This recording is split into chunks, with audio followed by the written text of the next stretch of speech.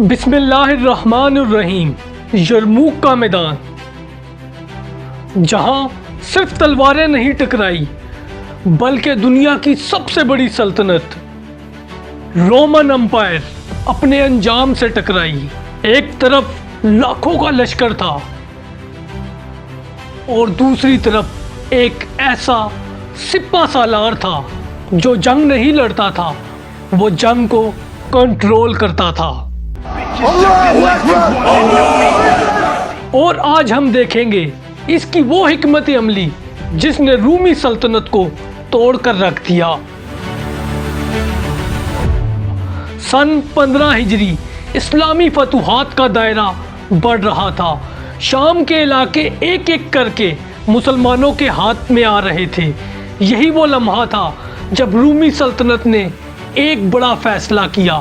شہنشاہ ہرقل اس نے اپنے جرنیلوں کو حکم دیا، ایک ایسا لشکر تیار کرو جو مسلمانوں کو ہمیشہ کے لیے ختم کر دے۔ رومیوں نے ایک بہت بڑا لشکر تیار کیا۔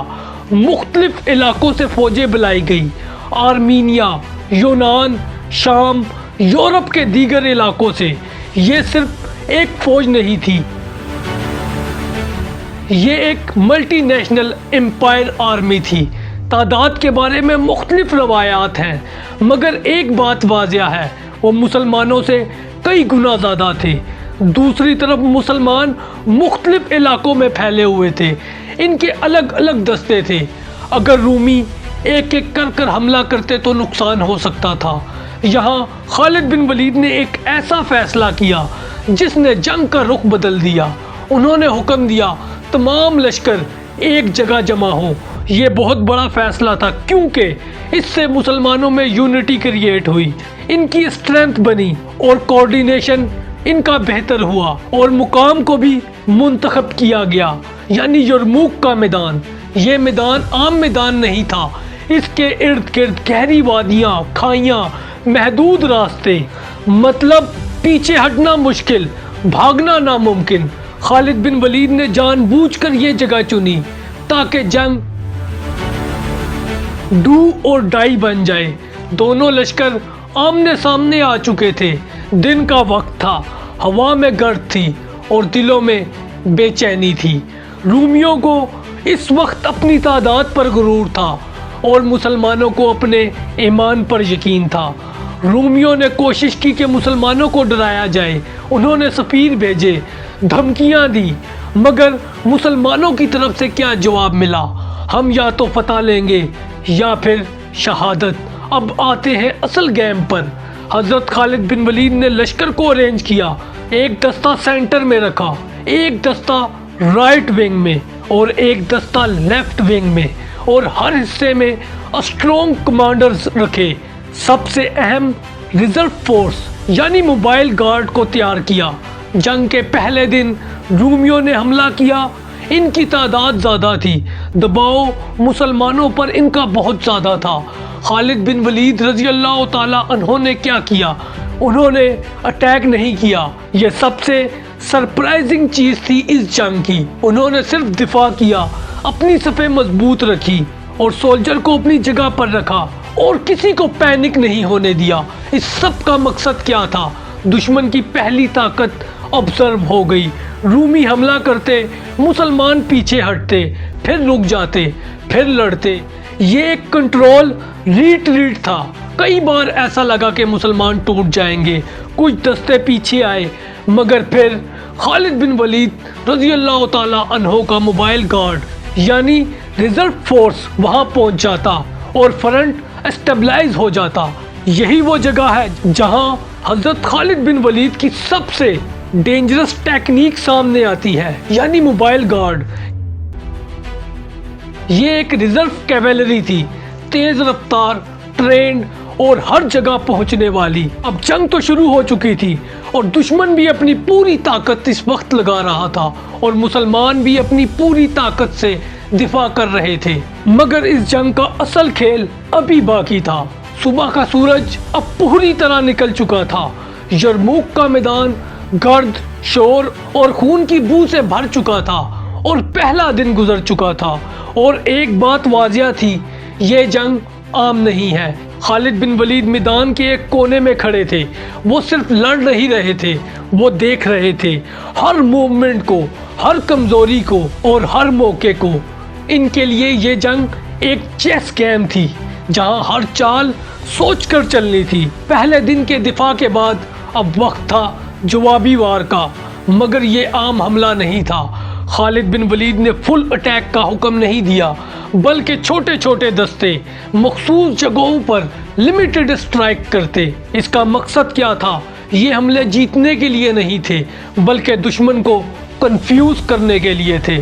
رومیوں کو لگا مسلمان کمزور ہو رہے ہیں اور وہ چھوٹے حملے کر رہے ہیں، مگر حقیقت میں وہ ٹریپ میں آ رہے تھے۔ اب جنگ کا انداز بدل رہا تھا۔ پہلے رومی ڈومینیٹ کر رہے تھے، اب مسلمان کنٹرول لینا شروع کر رہے تھے۔ اب آتا ہے اس جنگ کا وہ لمحہ جہاں حضرت خالد بن ولید رضی اللہ تعالی عنہ نے اپنی سب سے خطرناک ٹیکنیک استعمال کی، یعنی موبائل گارڈ۔ موبائل گارڈ کیا تھی؟ یہ ایک اسپیشل کیویلری یونٹ تھی۔ اس میں تیز رفتار گھوڑے، بہترین جنگجو اور فوری رسپانس کرتے تھے۔ یہ آرمی کا حصہ نہیں لگتی تھی، یہ آرمی کی شیڈو تھی۔ یہ ایسے کام کرتی تھی کہ جہاں بھی مسلمانوں کا فرنٹ ویک ہوتا وہاں فوراً پہنچ جاتی اور حملے کو روکتی، دشمن کو پیچھے دھکیلتی اور فوراً وہاں سے غائب ہو جاتی۔ اگر آج کے زمانے میں دیکھیں، یہ ریپڈ رسپانس فورس تھی۔ اس ٹیکنیک کا نتیجہ کیا نکلا؟ کوئی بھی حصہ مسلمانوں کا کولیپس نہیں ہوا۔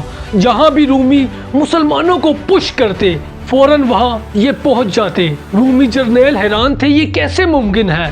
ہم ہر جگہ حملہ کر رہے ہیں مگر ہر جگہ ان کو ریزسٹنس کیوں مل رہا ہے؟ یہ وہ لمحہ تھا جہاں رومیوں کے کانفیڈنس میں دراڑ پڑی۔ انہوں نے سوچا تھا ایک بڑا حملہ اور فوری فتح، مگر اب جنگ لمبی ہو رہی تھی۔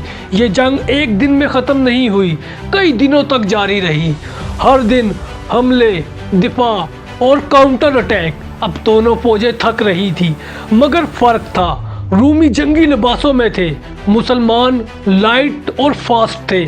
حضرت خالد بن ولید رضی اللہ تعالی عنہ نے دیکھا دشمن تھک چکا ہے اور کوارڈینیشن کمزور ہو رہا ہے، صفوں میں گیپ آ رہا ہے، اور یہی وہ لمحہ تھا جس کا خالد بن ولید انتظار کر رہے تھے۔ اب خالد بن ولید نے کچھ دستوں کو پیچھے کیا اور کچھ کو آگے بڑھایا، دشمن کو ایک خاص ڈائریکشن میں پش کیا۔ اس کا مقصد تھا انہیں ٹریپ کرنا۔ یرموک کا میدان صرف زمین نہیں تھی، یہ ایک ویپن تھا۔ خالد بن ولید نے دشمن کو دھکیلنا شروع کیا، کھائیوں اور وادیوں کی طرف۔ رومیوں کو احساس نہیں ہوا اور رومی لڑتے رہے۔ انہیں لگا وہ جیت رہے ہیں، مگر حقیقت میں وہ ایک جال میں پھنس رہے تھے۔ مسلمان مسلسل پریشر ڈال رہے تھے، چھوٹے حملے اور پھر ریٹریٹ، پھر دوبارہ حملے۔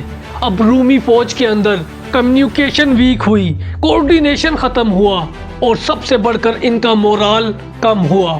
خالد بن ولید نے اپنے کمانڈرز کو بلایا اور کہا اب وقت آ گیا ہے۔ اور یہ وہ لمحہ تھا جہاں میدان میں ایک عجیب خاموشی تھی، جیسے طوفان سے پہلے سکون۔ خالد بن ولید جانتے تھے اگلا حملہ فیصلہ کرے گا، یا تو فتح یا پھر مکمل تباہی۔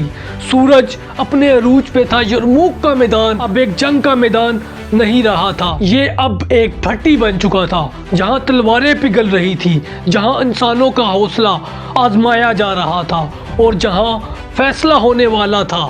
چند لمحوں کے لیے میدان میں ایک عجیب سی خاموشی چھا گئی، نہ کوئی حملہ، نہ شور، صرف سانسوں کی آواز اور دور کھڑے حضرت خالد بن ولید رضی اللہ تعالی عنہ، جن کی نظریں دشمن پر جمی ہوئی تھی۔ خالد بن ولید جان چکے تھے دشمن تھک چکا ہے، ان کی صفیں کمزور ہو چکی ہیں اور ان کا کوارڈینیشن ختم ہو رہا ہے۔ اور یہی وہ لمحہ تھا جس کے لیے وہ کئی دنوں سے جنگ کو کنٹرول کر رہے تھے۔ اور پھر خالد بن ولید نے حکم دیا دائیں اور بائیں سے حملہ کرو۔ مسلمان کیویلری بجلی کی رفتار سے نکلی، رائٹ فلینک سے حملہ، لیفٹ فلینک سے حملہ۔ رومی فوج حیران رہ گئی، رومی فوج سامنے کی طرف فوکس تھی، انہوں نے سائیڈ اٹیک ایکسپٹ نہیں کیا تھا۔ اس سب کا نتیجہ یہ نکلا کہ ان کی صفیں ٹوٹ گئی، ان کا نظام بکھر گیا۔ اب میدان میں کوئی ترتیب نہیں تھی، سپاہی ادھر ادھر بھاگ رہے تھے، کمانڈرز کے آرڈرز نہیں پہنچ رہے تھے، ہر طرف کنفیوژن تھی۔ رومی جرنیل چیخ رہے تھے، اپنی صفوں کو سنبھالو، پیچھے نہ ہٹو، مگر کوئی ان کے آرڈر کو سن نہیں رہا تھا۔ یہی وہ لمحہ تھا جس کا خالد بن ولید انتظار کر رہے تھے۔ انہوں نے تلوار بلند کی اور حکم دیا، اب مکمل حملہ کرو۔ مسلمانوں نے سامنے سے حملہ کیا، سائڈ سے حملہ کیا اور پریشر کو بڑھایا۔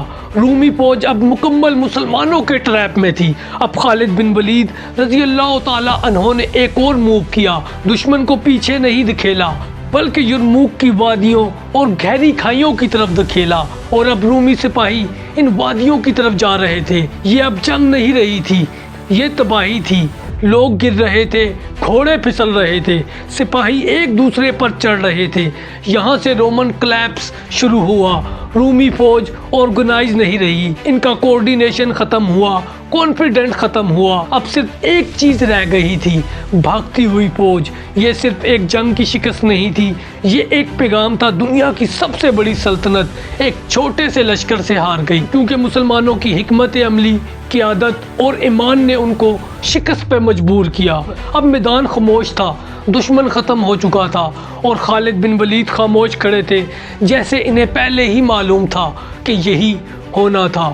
یرموک صرف ایک جنگ نہیں تھی، یہ ایک سبق تھا کہ طاقت صرف تعداد میں نہیں ہوتی بلکہ حکمت میں ہوتی ہے، قیادت میں ہوتی ہے، یقین میں ہوتی ہے، اور جب ایک شخص جنگ کو لڑنے کے بجائے اسے کنٹرول کرے تو پھر تاریخ بھی بدل جاتی ہے۔